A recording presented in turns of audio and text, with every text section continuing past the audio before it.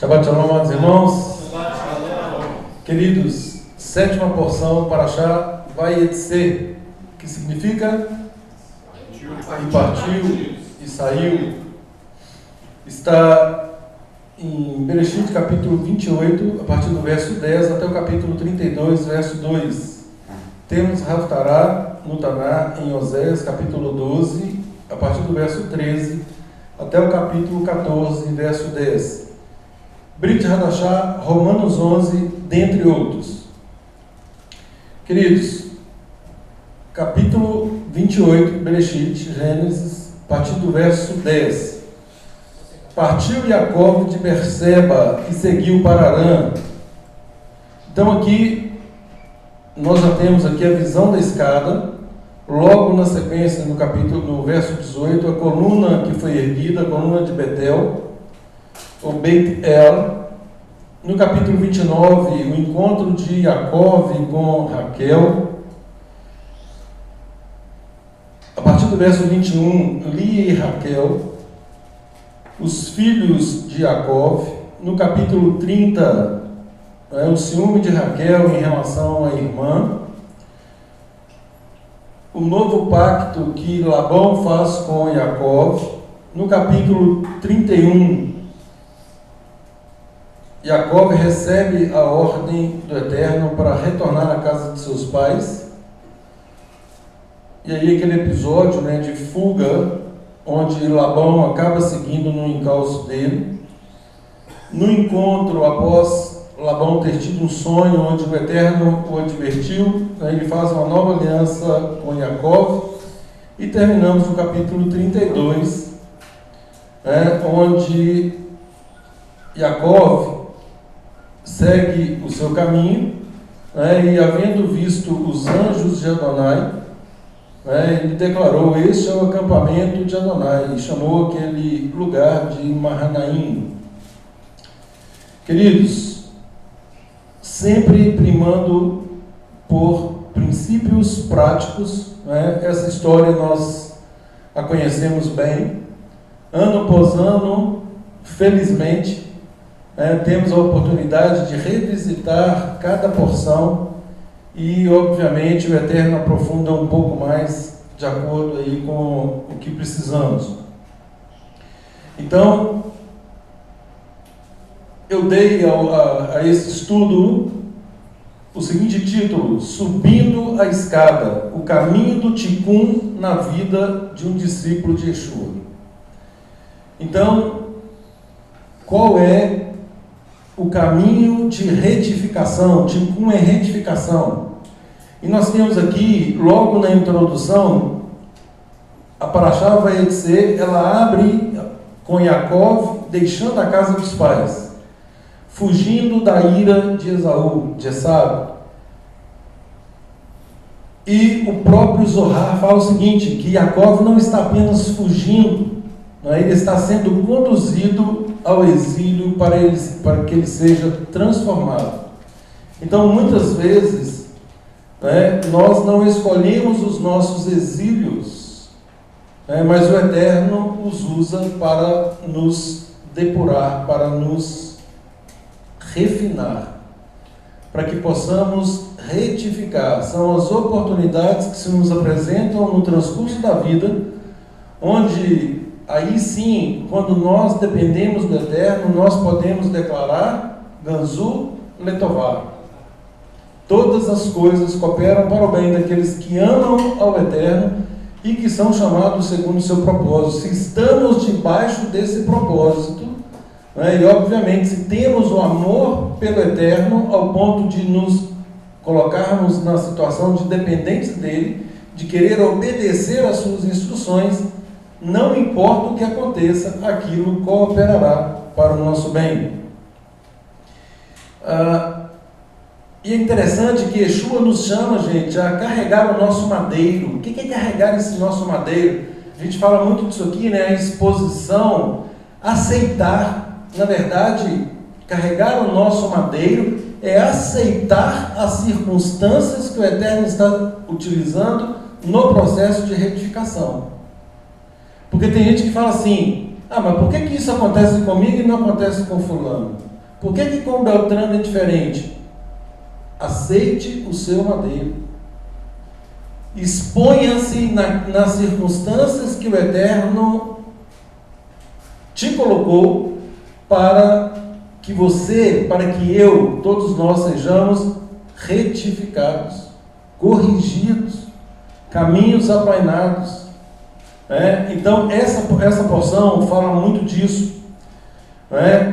No verso 12 diz assim: e eis uma escada posta na terra, cujo topo tocava os céus, e os anjos de Adonai subiam e desciam por ela.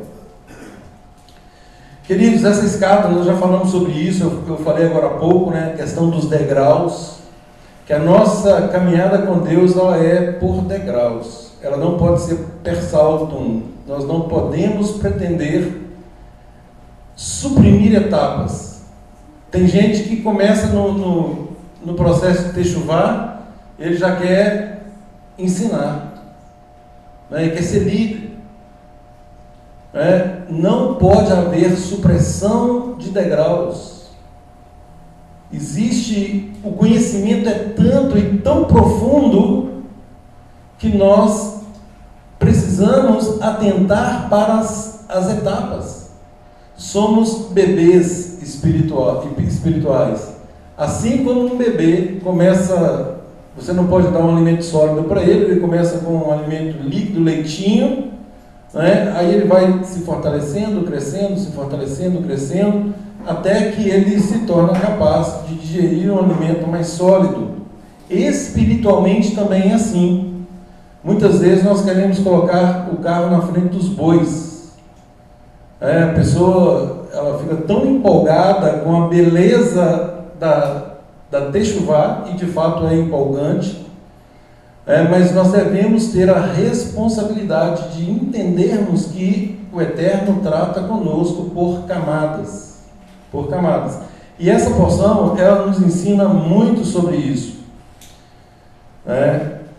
Nessa questão da escada, gente, no âmbito messiânico, sobretudo para nós que cremos que Yeshua é o Mashiach, um varão eleito por Deus,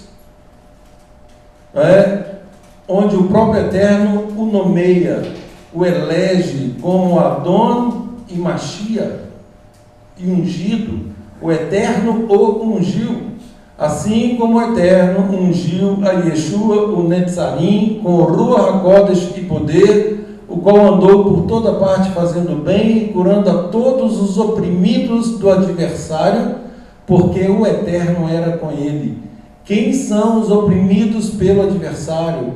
São todos aqueles que ainda não compreendem que o mal não está fora, o mal está dentro.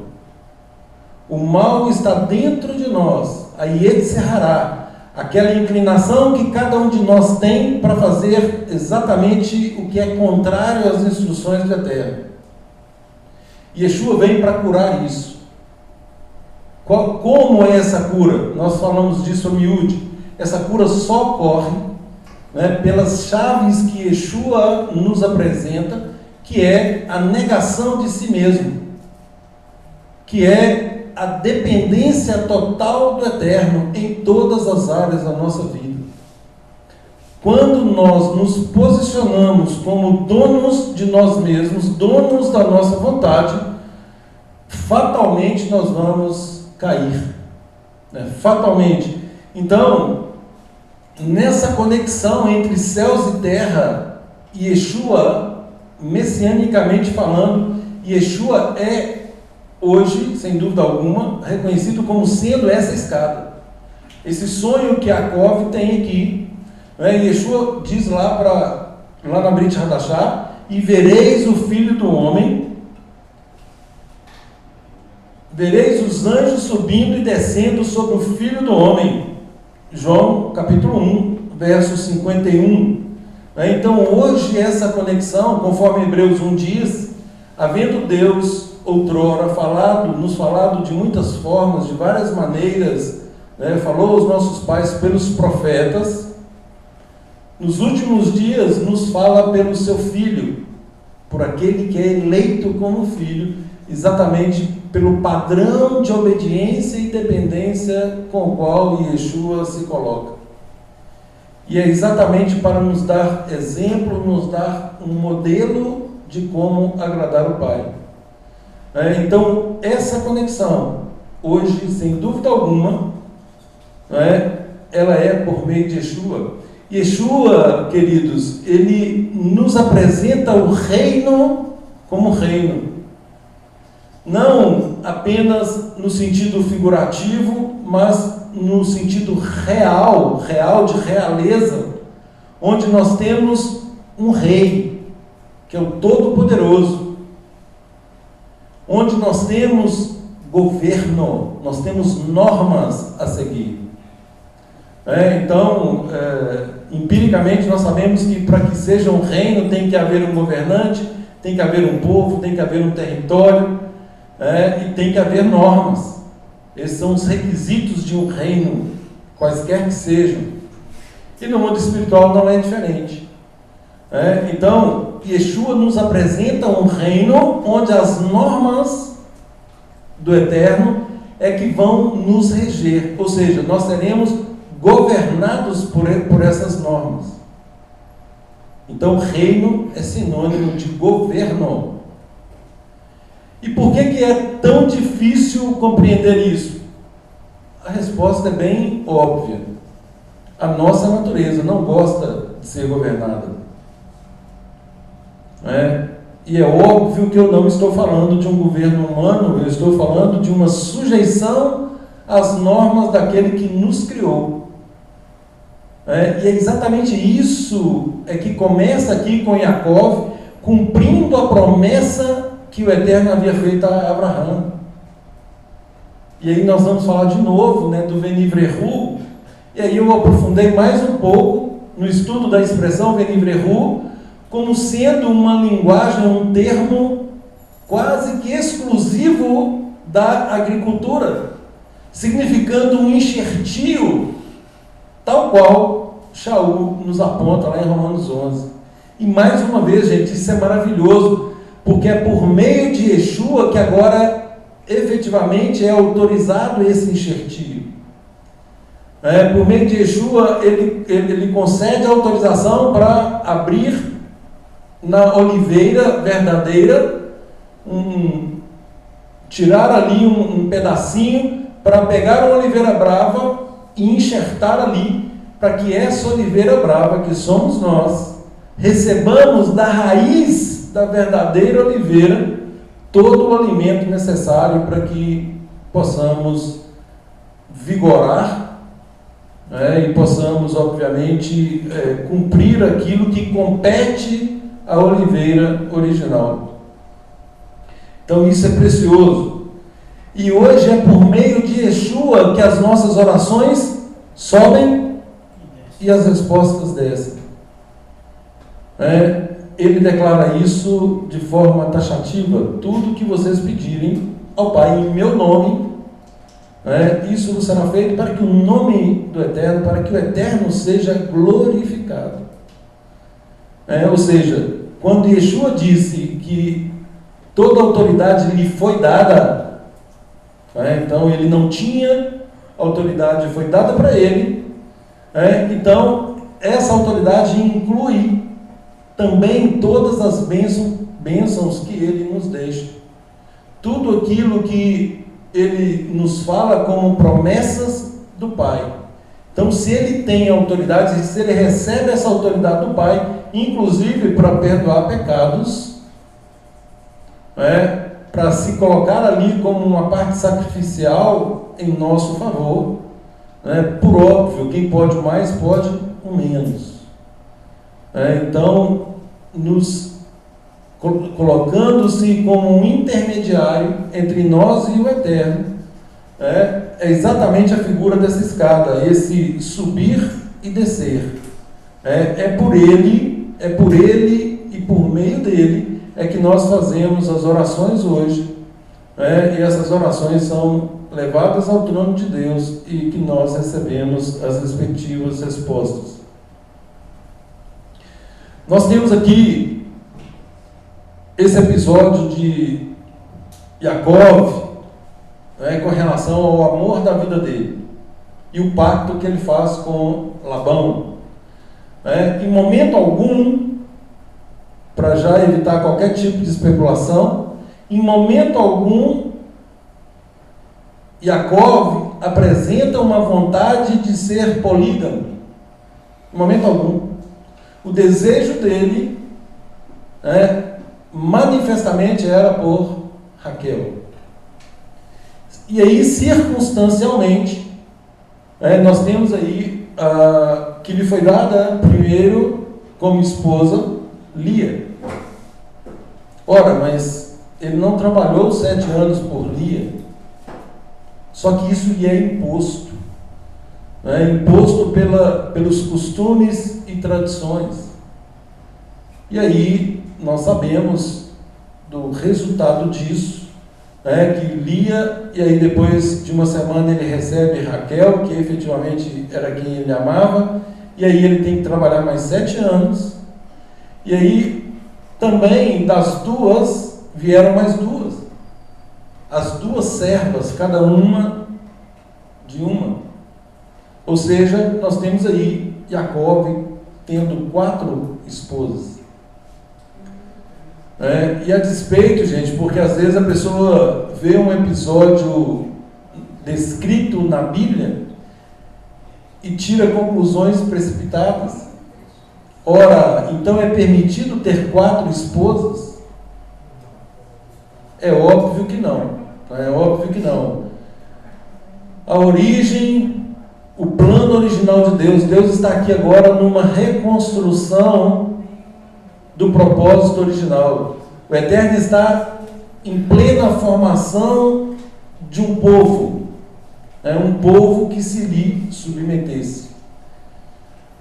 E aí é óbvio que, na imperfeição dos seres humanos, primeiro com Abraão, agora, depois com Isaac, agora com Jacó, era um processo de formação.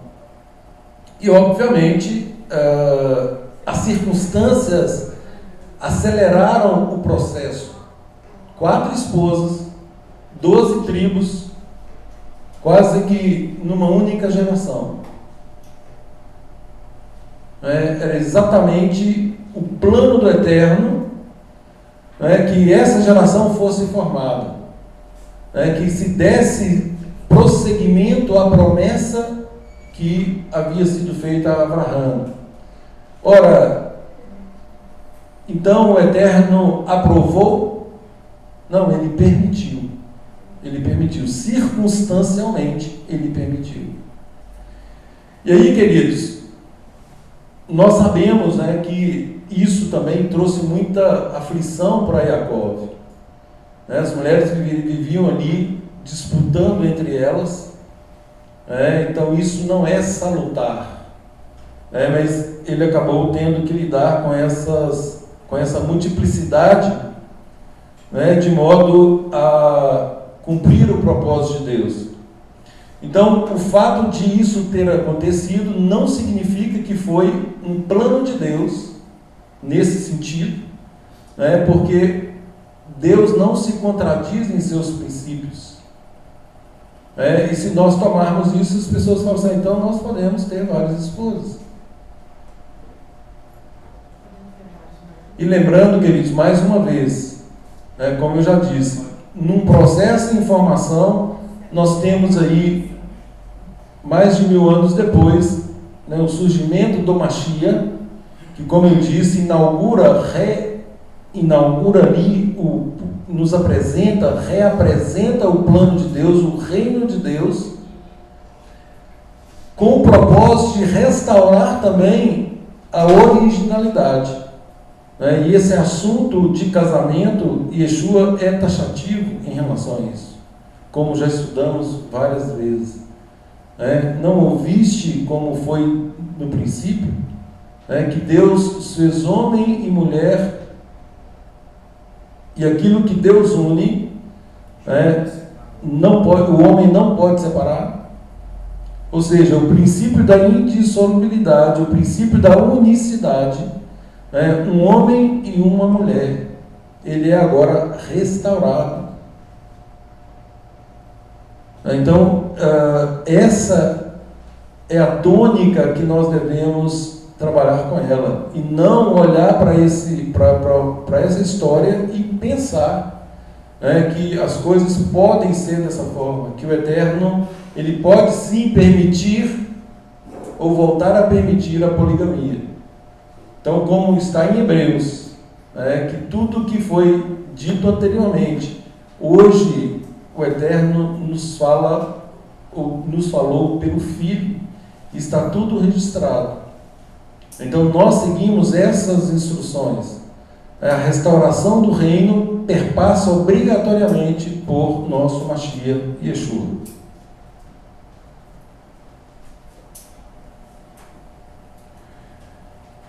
Jacó experimenta aqui também, nessa ida dele, né, nesse trabalho que ele faz para Labão, a força da ilusão.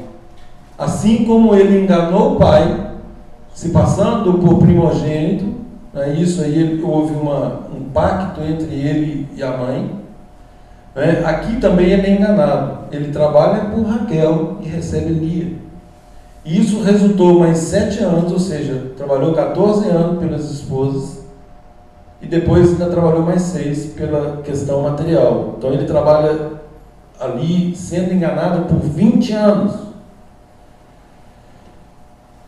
E aí, o que os sábios falam? Eles falam que Labão aqui, ele representa a força da ilusão que suga a nossa energia. A força da ilusão que suga a nossa energia. Por quê? Porque nos apresenta aí o engano das riquezas, o engano dos desejos e o engano da autopreservação. Então, Labão aqui é apresentado pelos sábios, né, não apenas como um homem, né, mas verdadeiramente como uma figura espiritual do auto-engano. E aí, Jacó, de fato, tem que depender de Deus, né, para que ele não tente se impor pela força, né, mas pela mansidão e dependência do Eterno, pela integridade que ele tinha com o Eterno. E, como eu falei, o Eterno usa essas circunstâncias para trabalhar o caráter de Jacó. Fazendo, queridos, um paralelo, não sei se vocês chegaram a ler a Haftarah, espero que sim, né, lá de Oséias. Lá em Oséias 12:4 fala que Jacó lutou com o anjo, chorou e suplicou. E aí os sábios dizem que o anjo de Esaú é Yetzerará, a inclinação que distorce a nossa identidade. E aí, como eu falei, Yeshua chama isso de negar-se a si mesmo, perder a vida, né, e vencer o mal com o bem. Então a luta de Jacó não é contra Esaú, é contra o que de Esaú está nele. Entenderam isso? Sim. Quando é que algo de ruim no outro está em nós? Quando repete as mesmas ações? Exatamente. Exatamente isso. Mas quem começou a confusão toda foi Jacó, não foi não? Onde? Lá atrás, Onde? Quando ele enganou e roubou para abrir mão. Onde que ele fez isso? Qual que foi o engano e qual foi o roubo? Uai, ele fingiu ser o irmão dele e roubou a bênção. Ele roubou na Bíblia. Não. Ele não roubou nada. Não, pois é, em relação a se apresentar ao pai como primogênito, eu já falei, ele fez e ele pagou por isso. O engano de Labão foi em relação a isso. Agora, a situação anterior da primogenitura foi um desprezo do próprio Esaú. Esaú vendeu para ele o direito de primogenitura. Ele sentiu que aquilo foi certo, porque tanto que ele fingiu seu irmão. Ele poderia chegar para ele e falar assim, não, ele já me vendeu, é meu. Circunstancialmente, nós já falamos sobre isso. Né? Sem dúvida nenhuma, isso poderia ter sido resolvido entre eles. Ele achou que aquilo ali tinha valido. Dona Maria Odezinha. Nós já falamos sobre isso, gente. Nós já falamos sobre isso. Numa família, essa é a questão de princípios. Veja bem, se seguisse um princípio de andar na luz, o que é andar na luz? Ser transparente, ser honesto, ser íntegro. Nada disso teria acontecido. Quando Jacó compra o direito de primogenitura, o que se esperava? Obviamente, pessoal, olha, pai, Esaú acabou de me vender o direito de primogenitura, eu comprei. Agora sou eu o primogênito. Precisava de se unir à mãe para enganar o pai? Óbvio que não. Ele precisava ter vendido, porque quando a mãe dele estava grávida, Deus não falou que ele seria o primeiro. Mas é a mesma situação, Elza, é a mesma situação de Abraão. O Eterno não prometeu para Abraão que lhe daria uma descendência como as estrelas do mar? Como as estrelas do céu? Como a areia do mar? Por que então que... Mas isso é para nos mostrar, conforme Shaul fala em Romanos 15, tudo que está escrito é para o nosso ensino. E é muito fácil nós olharmos para isso e é exatamente o ponto e criticar. Por quê? Porque eu tenho certeza, se nós estivéssemos lá nas mesmas circunstâncias, nós agiríamos igual ou pior. Ou pior. Por quê? Porque aqui nós estamos vendo a história de fora. Ali não, ali é o contexto de vida. E é para nos ensinar. E tem outro detalhe, né? Assim, naturalmente, todo filho tem tendência a obedecer pai e mãe. Não estou falando assim, nos dias de hoje a gente sabe que está um pouco difícil, mas geralmente, quem tem 40 anos a mais, sabe mais ou menos o que é essa fidelidade de obedecer pai e mãe. Nessa época aí, eu garanto que era muito mais difícil não obedecer, porque os filhos apanhavam no rosto. Nessa época aí, se cuspia no rosto do filho, se ele desobedecesse ou desonrasse o pai e a mãe. Imagina se Jacó tivesse dito para a mãe dele falando assim, eu não vou fazer o que você está me pedindo. Não estou dizendo que está certo, eu estou dizendo que culturalmente, os filhos tinham uma tendência muito gigante de ser obediente pai e mãe. E seria uma desonra não fazê-lo. Embora eu pense assim, que tanto Labão lá do outro lado tem que enganar Jacó mais na frente, mas ela é irmã de Labão, e no entanto ela tentou pelo mesmo caminho do engano. Então a família de Labão, será que não era uma família assim? Sabe? Não, eu sabia disso, claro. Pois é. Então é o que você falou, culturalmente ali no seio da família. Então, mas veja bem o padrão. Só um minutinho, tá, Adriana? Veja bem o padrão que Yeshua nos apresenta. Né? Yeshua nos coloca hoje um padrão, né, que é óbvio que nós temos que obedecer a todos os mandamentos. Mas se a nossa mãe, o nosso pai, a nossa esposa, o nosso filho, filha, fizer qualquer coisa que contraponha a vontade do Eterno, não podemos obedecer. Eu falo para o Heitor, Nós não podemos obedecer. Se no momento de fraqueza te mandar fazer alguma coisa, ou seu pai, você tem que falar, mãe, pai, eu não vou obedecer, porque não é isso que acontece. Mas não foi o que aconteceu. Exatamente. Então aí é que entra. Faltou o que, gente? Faltou transparência. Faltou andar na luz.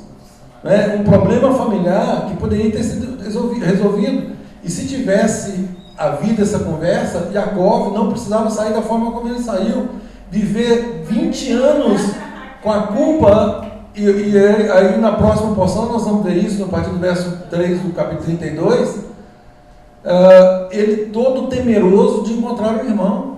Por quê? Por causa de algo que ele fez lá atrás, que ele sabe que foi errado. Agora, foi uma atitude errada dentro de um contexto certo. Porque ele tinha comprado. Ele adquiriu legitimamente.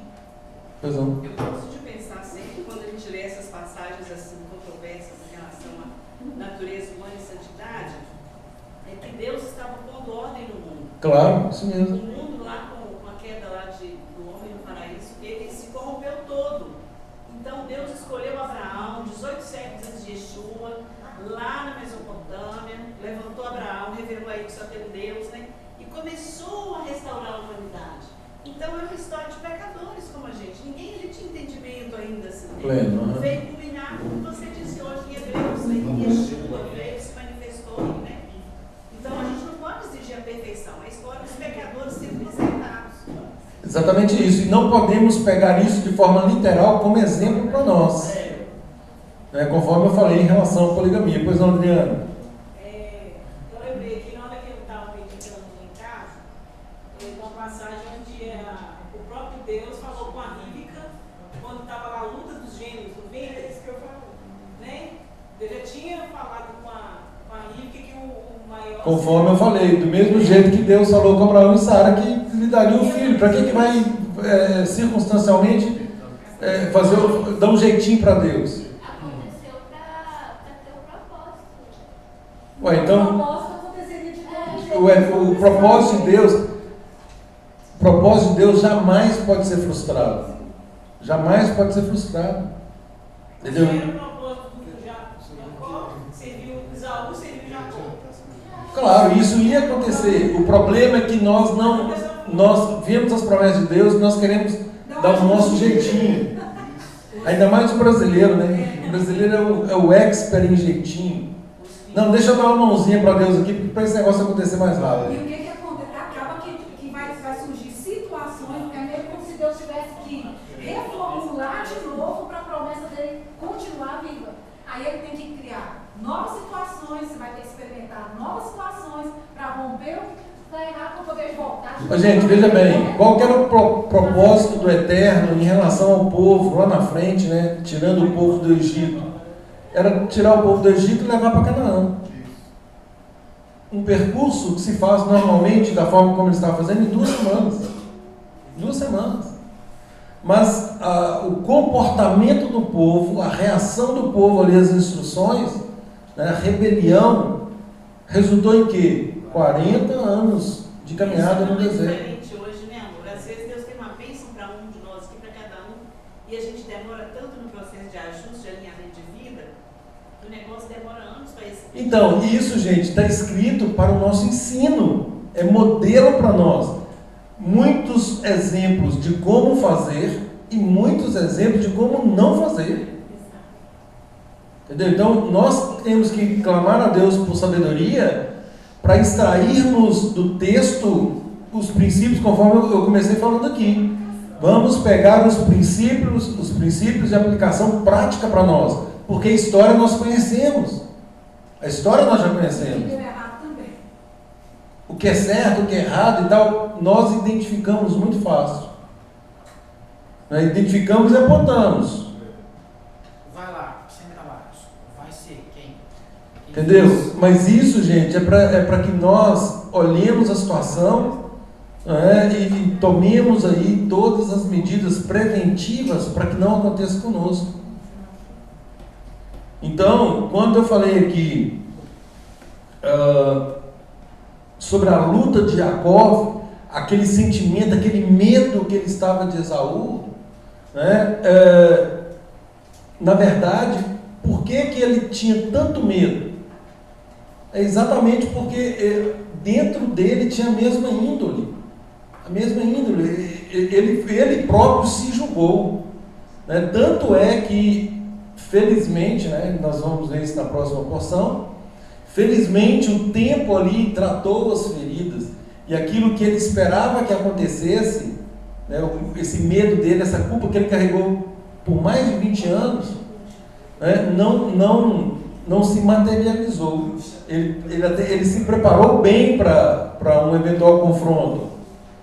Né? Mas o Eterno ali, o tempo, né? O Eterno acabou intervindo nas circunstâncias, de modo que houve perdão. E a gente percebe uma certa sagacidade dele também, né? Claro, o Quando tempo ele- todo. Na hora que ele vai para encontrar com o irmão, como que ele coloca a família dele?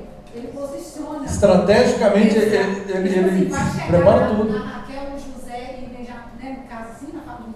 Tentou proteger, Ele colocou por último, tipo assim, dá tempo de eu proteger mais tempo o José. Então você vê que ele pensava para fazer as coisas, não era assim, né?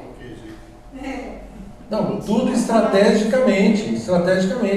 Ele enviou presentes para amenizar ali os ânimos, né? Então ele foi um estrategista.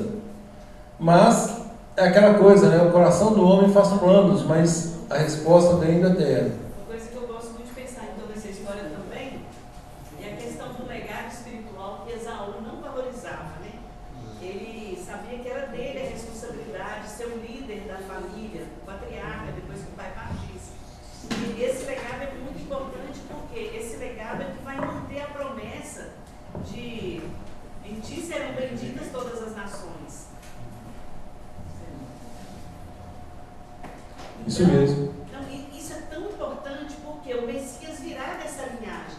Tem que se levantar alguém, ser o guardião espiritual. E Esaú não estava nem para isso, só estou com fome daí. Ele nunca valorizou isso. E Jacó era doido para pegar isso para ele, né? Então eu até compreendo Jacó. Eu uma brechinha para pegar uma chance espiritual. Hoje, na nossa natureza, nós também somos assim. Nossa, se tiver chance para mim, eu quero. Na oportunidade, ele foi lá e agiu com. E ele valorizava esse legado espiritual. Agora, Valorizava mas muito. eu já entendo Nós isso, eu só temos acho que psicologia. não pode se exaltar, Ele porque ele fez a verdade. Não, mas não tem ninguém fazendo isso aqui não. Nós estamos usando exatamente o exemplo negativo. Oi. Não, mas a gente fala que essa presciência do eterno, Nada de bonzinho. a história dele é um povo que existe na nação. Onde é que isso faz? Gente, a onisciência de Deus, coloquem isso de uma vez por todas na mente de vocês. O fato do Eterno ser onisciente não significa que ele está predestinando nada. Ele é onisciente, ou seja, ele sabe todas as coisas, ok? Mas o Eterno, ele respeita o nosso livre-arbítrio. Ele respeita o nosso livre-arbítrio. Então ele não intervém na vontade humana. Aquilo que depende do nosso sim ou não diante dos dois caminhos, de fazer o certo e o errado, a bênção e a maldição, a vida e a morte, o Eterno não entra. Esse é um ônus nosso. Então, a onisciência, ele sabe. Ele olha para nós aqui, um conjunto, ele sabe quem vai vencer lá na frente. Agora, o fato de ele saber quem vai vencer não significa que ele está aqui movendo os pauzinhos para fazer com que aquela pessoa vença. Como se não tivesse bonequinho, né? Não, gente, é só pensar o seguinte: o Eterno, se ele quisesse, é óbvio que bastaria uma palavra e todo mundo ia servi-lo da forma como ele quer. Agora, aquilo que eu já falei várias vezes aqui, nós queremos, nós pais, quem é pai aqui vai entender, pai ou mãe, né? Nós queremos que os nossos filhos nos respeitem e amem de forma espontânea, ou nós queremos que eles nos amem e nos respeitem porque nós estamos impondo isso para eles? Entendeu? É igual na questão aí, quando Jacó encontrou com Raquel, ele viu que ela era bonita, formosa, aquela coisa toda. Mas talvez, na minha opinião, talvez o plano de Deus era com Léia. Tanto é que Léia foi abençoada com 6 filhos. Ela foi sepultada em Macpela junto com Sara, com Rívika. Mas a vista de Jacó ali era... Ele olhou a beleza. Eu acho que ele olhou a beleza. Mas tipo assim, Deus não interviu naquilo. Deus tinha um propósito para mim. Gente, é o que eu estou dizendo, o Eterno, circunstancialmente, o que Labão fala com Jacó em relação, aqui não acontece dessa forma, primeiro tem que ser a primogênita. Então era um costume da época. Assim como Sara também fez com Agar. O Eterno prometeu. Aí ela olha para si e fala assim: não tem como, né? Humanamente é impossível. O meu marido já é velho, eu sou velho, já cessou o costume. Como? Na ordem natural das coisas. Na ordem natural, aí é que está. Aí vem o primeiro ingrediente da emuná, que é a confiança. Faltou confiança. Não, eu vou dar uma mãozinha aqui para a terra. E essa mãozinha, gente, está repercutindo até hoje. O Eterno não precisa que nós façamos nada que Ele não tenha determinado. As promessas dele acontecerão, se cumprirão da forma como estão escritas, se nós também obedecermos da forma como estão escritas. Nós não precisamos de fazer nada de jeitinho humano. Vai acontecer. Entendeu? Então, a onisciência, por exemplo, olha como é fácil. Está escrito assim na palavra: Ele nos escolheu antes da fundação do mundo. Como assim? Como assim? Olha que ele estava concebendo tudo. Antes da fundação do mundo, o Eterno já nos escolheu. E aí? O Cordeiro foi crucificado antes da fundação do mundo. Então, e foi? Não. Não, foi há 2000 anos atrás, e aí? Essa é o plano dele. Exatamente. Então, isso faz parte da onisciência. Essa é a onisciência do Eterno. Que vai acontecer, isso vai acontecer. Agora, o Eterno está manipulando os fatos? Não. Eu vejo assim, sabe? Vamos supor, eu tenho um compromisso de sair da minha casa porque eu preciso ir no centro fazer alguma coisa. Então, eu pego o carro, vou dirigir. Então, eu estou pronta para cumprir o meu objetivo. Então, eu vou pegar o carro, vou sair e tal.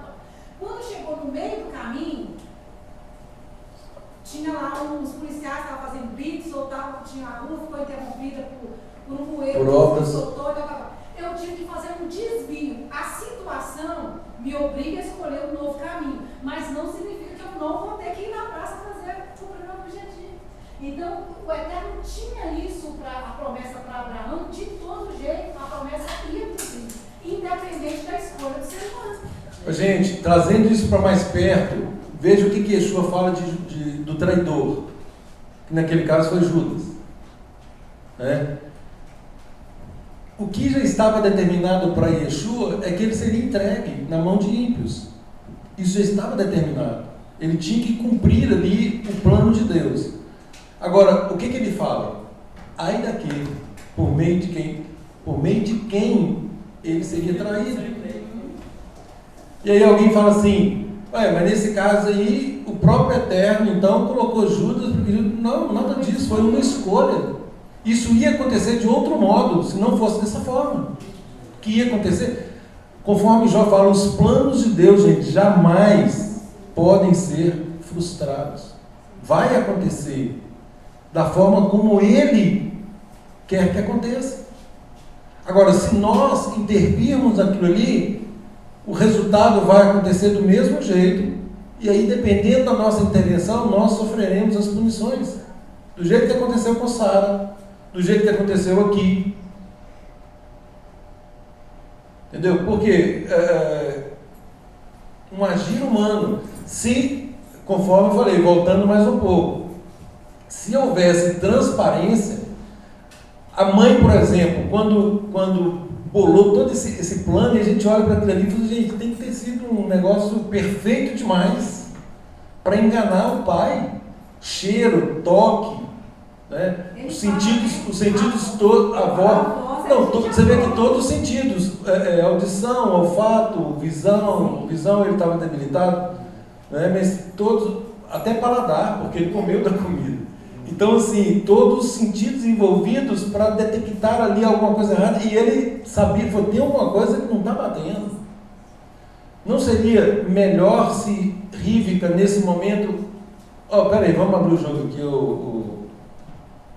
Isaac, a situação aqui é a seguinte, aconteceu isso e isso, Jacob comprou o direito de primogenitura, então a bênção é dele, profira a bênção para ele. Simples. Voltou lá na... Agora, vocês pensam, isso aí, gente, nos dá outra lição. As coisas certas são mais simples do que nós pensamos. Todos os psicanalistas, psicólogos e gurus aí falam o seguinte, que o problema ele nunca é da forma como nós pensamos que ele é. Quando a gente acha que tem um problema desse tamanho, na verdade ele é só isso aqui, ó. Quando nós resolvemos enfrentá-lo. Então seria muito mais fácil, menos desgastante, que tivesse havido transparência. Agora, volto a dizer, isso é para um modelo para nós, de como fazer ou de como não fazer. E mais uma vez, a Yeshua vem e coloca princípios extremamente claros. Andar na luz, ser transparentes, não mintais uns aos outros. São princípios muito claros que, se nós seguirmos, nós não vamos ter problema. Não significa que nós não vamos ter problema, nós vamos conseguir resolver esses problemas muito mais fácil.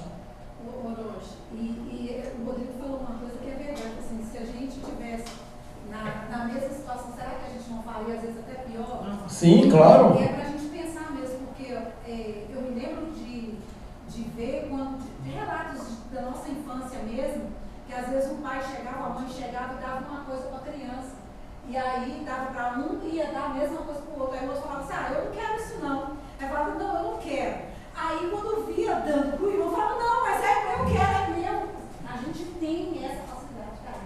Então, é meu, eu não quero, mas se for para ficar com o meu irmão, então eu quero. A gente faria. Gente, eu contei aqui, alguns meses atrás, uma experiência que foi feita lá nos Estados Unidos, em relação a isso aí que você acabou de falar.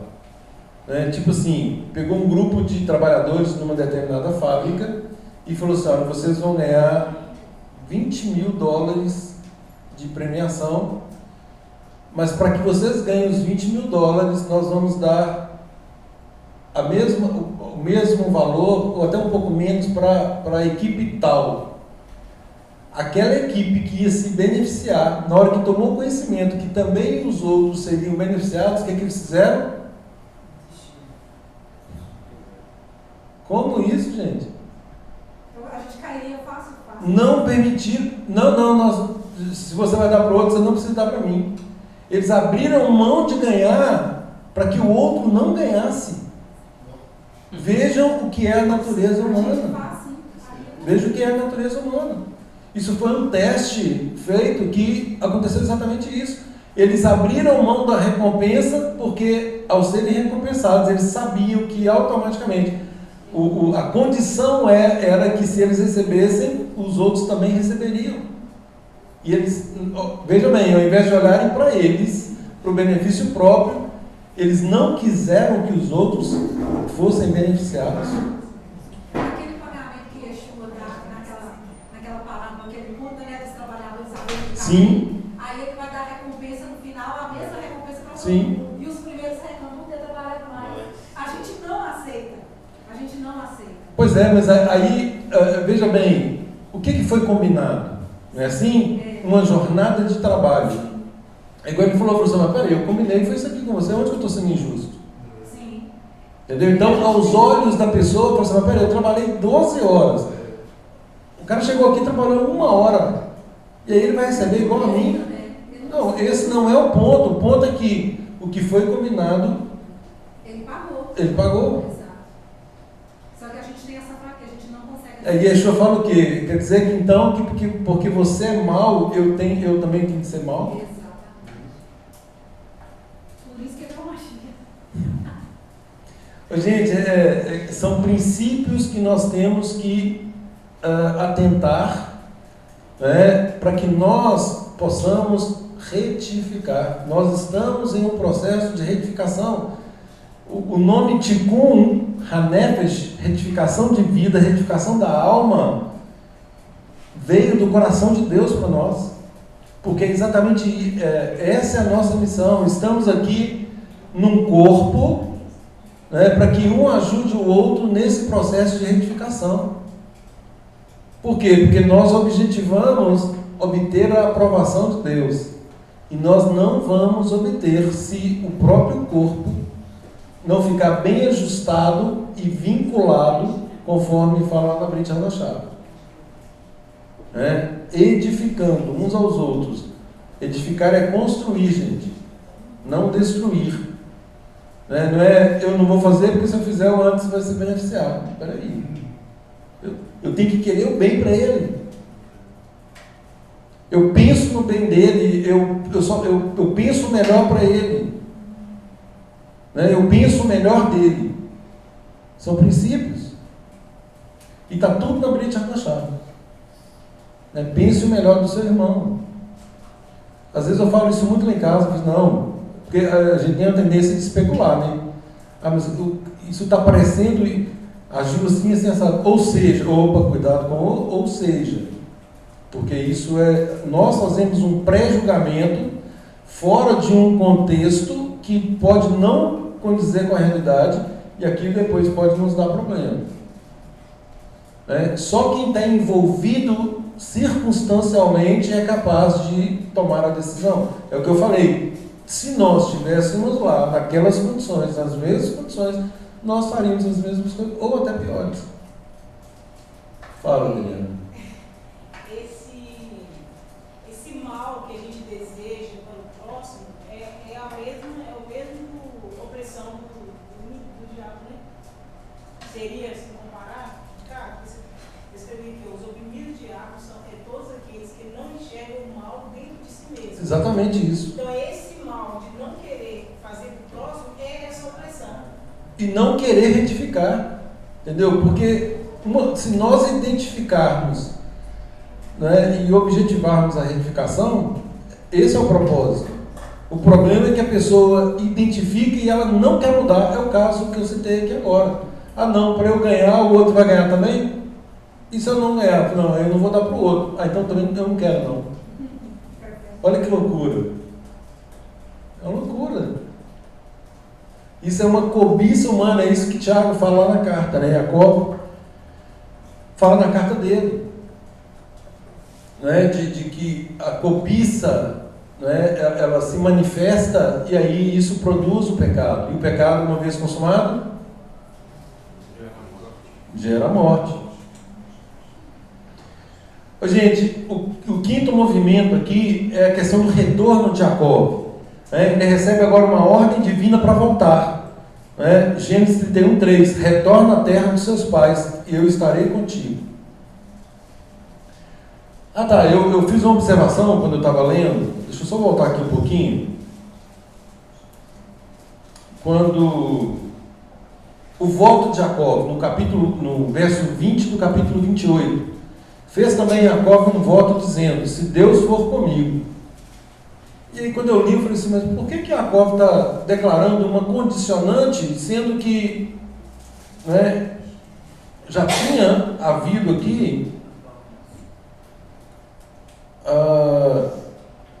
no verso 13 fala assim, perto dele estava Adonai e lhe disse, eu sou Adonai, Deus de Abraão, teu pai, e Deus de Isaque. A terra em que agora estás deitado, eu te darei, a ti e a tua descendência. A tua descendência será como o pó da terra. Estender-te-ás para o ocidente, para o oriente, para o norte e para o sul. Em ti e na tua descendência serão venivrehu, abençoadas. O termo aí, ele tanto pode ser barak, de abençoar, como o texto, um termo que representa enxertia aí. A maioria dos estudiosos falam que aqui, na verdade, é esse termo de enxertia, onde seria enxertado todas as famílias da terra. E é óbvio que, uma vez enxertada, a bênção era natural, decorrente do próprio enxerto. Mas aí o questionamento é esse: se Deus falou isso aqui com ele, por que agora ele está condicionando? Por que ele está fazendo voto? Eu entendi isso daí, como se primeiro foi um sonho, e o segundo ele já está desperto. Mas veja bem, ele fala assim, olha, fez também Jacó um voto dizendo, se Deus for comigo e me guardar nessa jornada que empreendo, e me der pão para comer e roupa que me vista, de maneira que eu volte em paz para a casa de meu pai, então ele será o meu Deus, a pedra que erigi por coluna será a casa de Deus, e tudo quanto me concederes, certamente eu te darei o dízimo. Eu acredito que tenha sido, ele firmou ali o compromisso do segundo termo da emuná, que é a fidelidade. Esse é o ponto, exatamente isso. todos os sábios falam que ele estava fazendo isso aí para ele, não era para o Eterno. Ele estava declarando isso principalmente pela seriedade e gravidade do voto. Sabe aquela coisa do voto que às vezes a gente pensa e depois a gente esquece? E ele falou, não, deixa eu fazer isso em voz alta, deixa eu registrar isso, porque senão eu posso esquecer. Então o zelo era tanto que todos os estudiosos falam isso, que ele fez questão de registrar, isso era para ele cumprir fielmente aquilo que ele estava se propondo no coração, porque ele já sabia que Deus ia fazer isso com ele. É mais ou menos assim, olha, Evandro, eu vou te dar isso, isso e isso. Aí você fala assim, ah não, se você me der isso, isso e isso, entendeu? Você já sabe, eu já falei que vou dar. Ah não, mas se você fizer isso, isso, isso para mim, eu também vou abençoar o fulano. Mas aí que tá, vamos supor, na cabeça de Jacó, tá? Devido ao cenário todo que aconteceu, ele chega a esse ponto aí. Será que por um momento ele não pensou assim, será que a aliança de Deus, será que a aliança do Eterno permanece com a promessa? Ou será que dependendo do que eu fiz, eu rompi com o mundo? Será que chegou a passar isso na cabeça dele? Talvez ele tenha feito essa... Com certeza, exatamente isso também. Né? Aquela coisa de... eu estraguei tudo. Exatamente, é só nos colocarmos nessas circunstâncias, ou seja, o Eterno está trabalhando conosco no processo de retificação. Quem pode estragar isso? Entendeu? A mesma coisa. Era o temor dele, exatamente isso, porque ele já sabia das promessas feitas ao avô, ao pai, e agora com ele. Então, assim, meu Deus, exatamente, é isso aí. Então, é para fortalecer isso aí e a emunar, para que ele ficasse fiel até o fim, né, e cumprisse esse propósito. Então, retorna à terra dos seus pais, voltando agora, e eu estarei contigo. O Eterno agora, mais uma vez, dando uma ordem expressa e garantindo a presença. Lá em Oséias, fazendo Jarratará 14:1, o Eterno está fazendo aí um paralelo, né, com Israel. Retorna, ó Israel, ao Eterno teu Deus. Ou seja, o processo de Techuvá. Aqui, Jacó foi tratado durante esses 20 anos, agora ele está voltando para o lugar que o Eterno determinou que ele fosse. Então, é uma Techuvá, ele está se aperfeiçoando. E lá em Oséias fala isso, retorna ao Israel, capítulo 14, verso 1, ao Eterno teu Deus. Então, o retorno físico de Jacó aqui é o protótipo do retorno espiritual de Israel e das nações. E Yeshua é a escada, a ligação, o meio. Então, esse retorno agora das nações ao Eterno no processo de Techuvá é impossível que aconteça fora de Yeshua. Por isso que Yeshua diz, mais uma vez, nós temos que declarar, sem mim, por quê? Porque ele é o elo, a ligação depende dele, ele é a ponte, a escada que liga a terra ao céu, ao trono de Deus. É fantástico isso, né? E aí ele diz, eu sou o caminho, essa escada, ninguém vem ao Pai senão por mim. Então, queridos, qual que é o soro dessa porção? Jacó representa todos nós que estamos em busca da retificação. No exílio dele aí, foi um caminho de transformação. Ele passou por várias circunstâncias onde ele foi tratado. Foi enganado em relação ao esposo, foi enganado em relação aos bens que ele administrava, foi enganado em relação aos salários. Então, ele passou por várias provações, no sentido de se transformar, de se elevar, de retificar. O encontro dele com Labão representa aqui o nosso enfrentamento do engano interno, ou seja, aquilo que ele fez com o pai, ele recebeu de Labão. Ele enganou o pai e Labão o enganou. A frustração dele é evidente nisso aí. Agora, é aquela coisa que, conforme nós falamos, aquilo que eu vejo no outro é um problema meu, não é um problema do outro, muitas vezes apenas, mas também é o meu problema, que eu preciso tratar.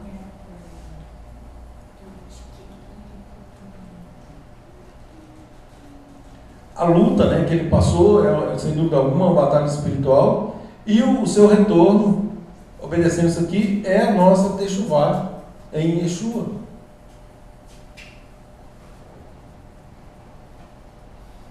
E aí, queridos, quais são as lições? Nós precisamos aprender a enxergar o exílio como um instrumento de Deus. Mais uma vez, Ganzul Letová. Se nós estivermos imbuídos do propósito certo,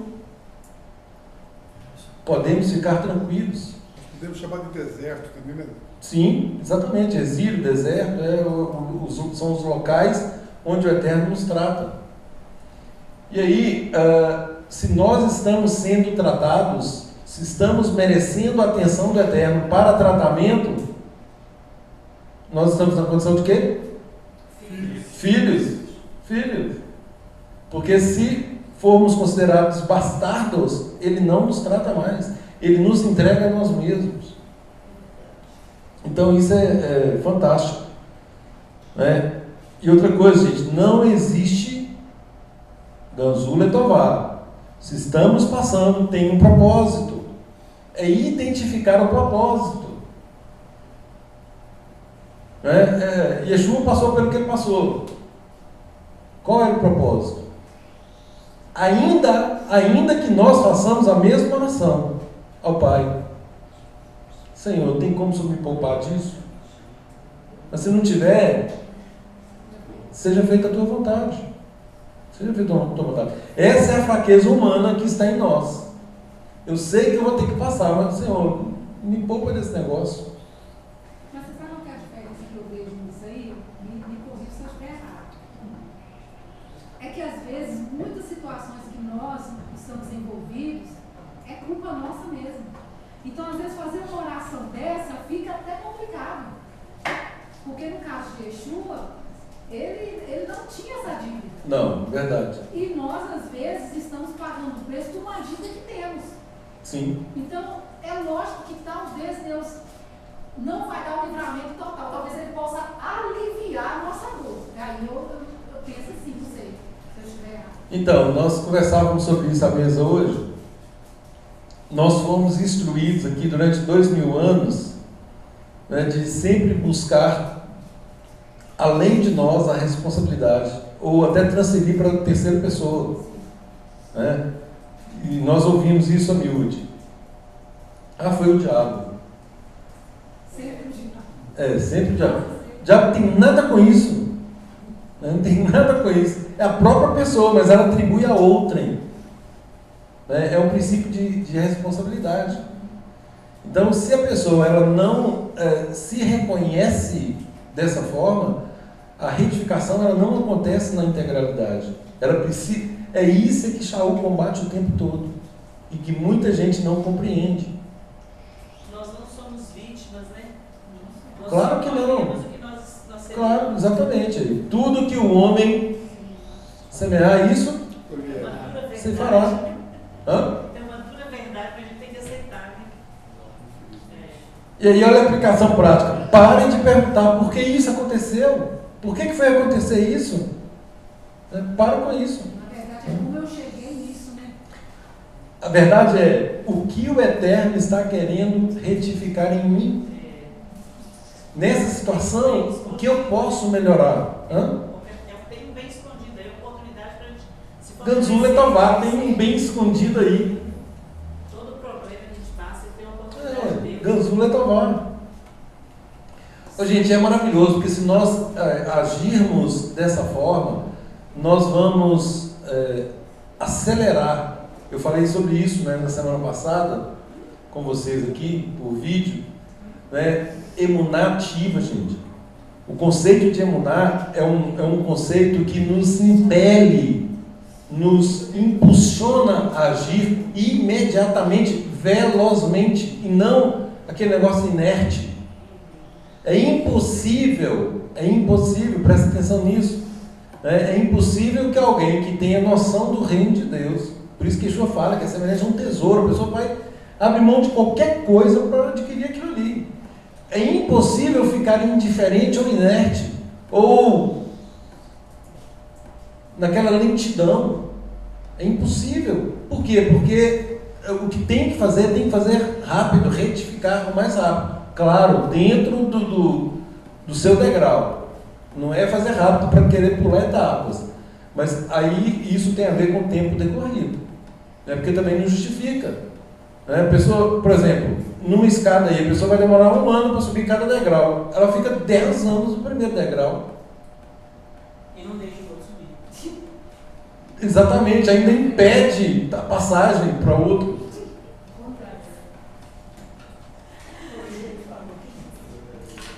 Reconhecer essa escada, gente. Nós não, exatamente isso, nós não vamos subir à força nessa escada. Mas nós vamos subir porque nós estamos conectados, com propósito. Eu quero subir.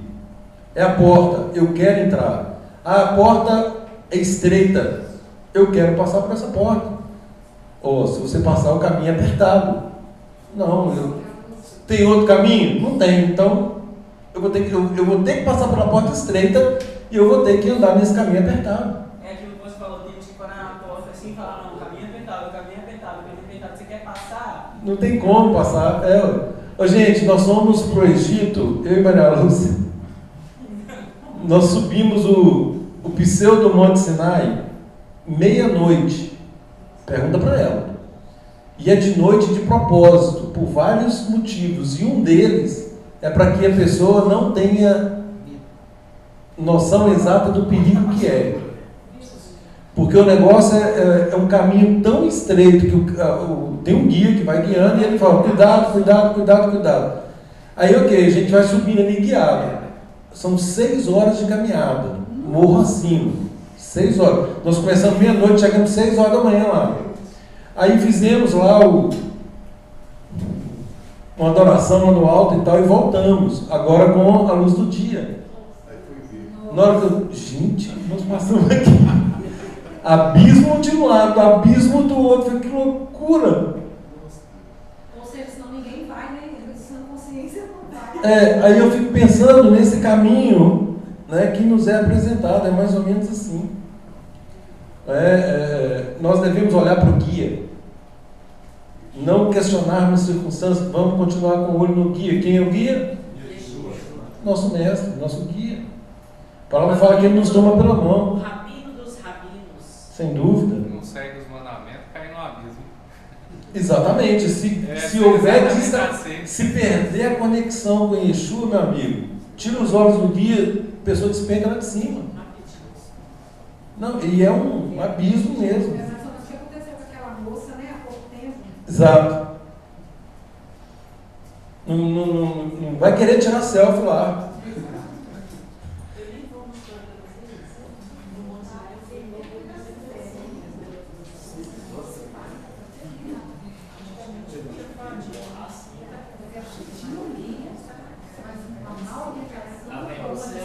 Ô, gente, olha os questionamentos.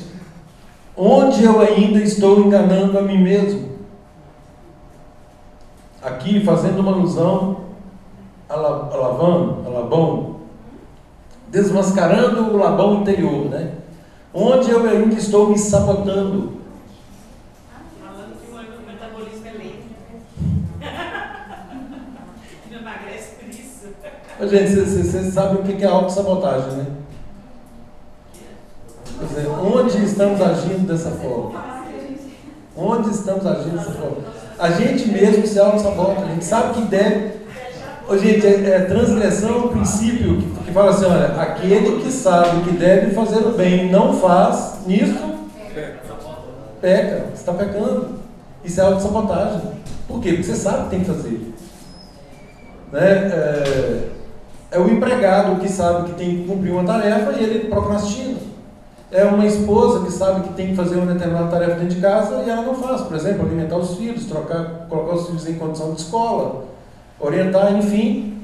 Ser negligente nas suas atribuições. É uma irmã que está acima do peso e não ficar fazendo os jejuns que deve fazer, nem falar que é metabolismo. Pois é. Onde eu estou enganando a mim mesmo? Né? Ô, gente, essa aqui é boa. Essa é boa. Por que eu ainda fico justificando os meus erros? autojustificação. Eu já falei que nós somos experts em justificar as piores coisas. Não, eu tenho como justificar. Por que você está fazendo isso? Quem que é o Jacob aí? Quem que é o Labão na história? Quem que é o Esaú? Quem que é o Jacó? Não, é você mesmo.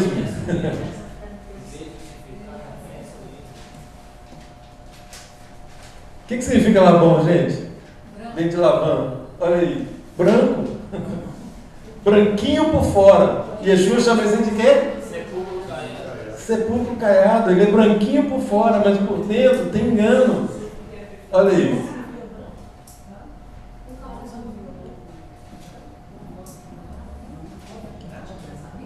A luta de Jacó, gente, a luta de Jacó com o anjo não foi para puni-lo, mas para resgatar a identidade dele, para mostrar para ele quem efetivamente ele era. E aí foi fantástico o resultado. Por quê? Porque eu não te solto enquanto não for abençoado. Então isso é um resgate de identidade.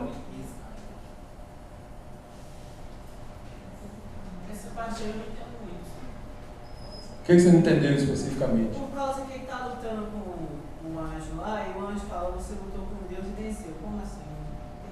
Entendi. Não isso. Como assim? Um anjo é um enviado de Deus. Não, isso é tranquilo, né? Ele lutava com Deus em que área? Hã? Como assim ele lutou? É fisicamente, ele não sai machucado. O espírito dele. Ele sai machucado. Ele lutou fisicamente. Agora, ele estava tratando o que? Algo físico ou espiritual? Espiritual. É óbvio. Ele prevaleceu em que sentido? É isso que você está querendo saber. Responda, gente, para ele. Em que sentido ele prevaleceu? Espiritual. É óbvio. Ele venceu o que ali, afinal? Ele mesmo. Ele venceu a consciência dele. Exatamente. Ele consegue ali constatar a miséria dele. É como se fosse hoje, assim, o novo nascimento, né? Exatamente. É isso Ele aí. entendeu as coisas espirituais, de fato, né? Que até então ele não conhecia. Ele tinha o Deus dos pais dele, a partir dali é o Deus dele. Exatamente. É isso aí. E aí agarra de tal modo que eu não te solto enquanto eu não for abençoado. Eu quero essa bênção.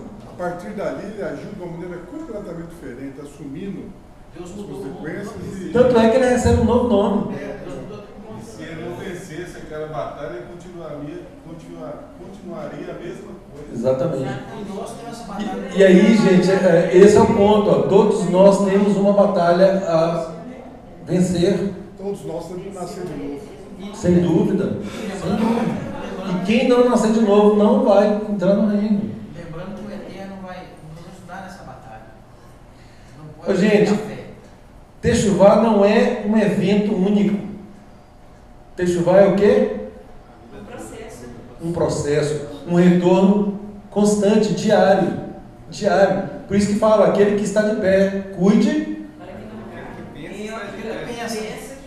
E também Pensa. examinai a vós mesmo para ver se já não estáis reprovados. Pois é, isso aí. Então, gente, a Techuvá, isso aqui, gente, é o caminho apertado. Né? Porque aqui, veja bem, materialmente, fisicamente, nós gostamos de quê? Ufa, cumprir a tarefa. E aí a gente relaxa. Tipo assim, não vou ter que fazer de novo. Techuvá não é assim não. Techuvá é um dia de cada vez. Vem uma outra mais difícil. Tem um ditado popular que fala assim, é um leão por dia, né? Então, matou um leão hoje, amanhã vai ter outro para matar. É tirando as casquinhas da cebola. Se você não matar o de hoje, amanhã tem dois. Pois é, aí que tá. Não deixa acumular leões. Não deixa acumular leões. Por isso que nós precisamos tanto do corpo do Machia, né? Estar em comunhão uns com os outros. Como que me abençoa estar em comunhão com as irmãs, sabe? Sujeitar minha vida a elas. Ô, gente, isso é de valor inestimável, incomensurável. Não tem como medir. Porque é exatamente aí que nós conseguimos forças para continuar. Uma palavra, um testemunho. Quantas vezes nós já vimos isso aqui? Nossa, o testemunho de fulano. Falou uma coisinha simples, mas como que aquilo ajudou? Né? Era exatamente o que um de nós precisava ouvir. Ou talvez muitos de nós. Sim, todos nós. Entendeu? Então isso é fundamental. Por isso é que a palavra fala que a multiforme sabedoria do Eterno se manifesta por meio da carral. Nós não podemos desprezar isso. Quando o Eterno fala são santas convocações, que nós devemos congregar, Shaul fala lá, não deixei de congregar, é exatamente para isso, para que o propósito de Deus se cumpra efetivamente na nossa vida. Quem se abstém de congregar, além de transgredir o mandamento de congregar, né, ainda ele nem edifica e nem é edificado. Ele perde essa bênção do processo que Deus colocou para nós de abençoar a nossa Teshuvah, né? E são os irmãos nos vendo também, os olhos dos irmãos vão nos ajudar a ver os nossos problemas. Claro. Nós temos que vencer, né? Os nossos pecados. Ovelhinha é fácil de matar. Conclusão, gente. Hoje, se ouvirdes a voz do Eterno, não endureça o coração. Eu li esse texto aqui também. Né? Jacó entrou nesse exílio como um homem dividido, cheio de culpas. Ele voltou como Israel, um homem inteiro. Agora não tem divisão mais. O propósito agora ele está pronto para o propósito.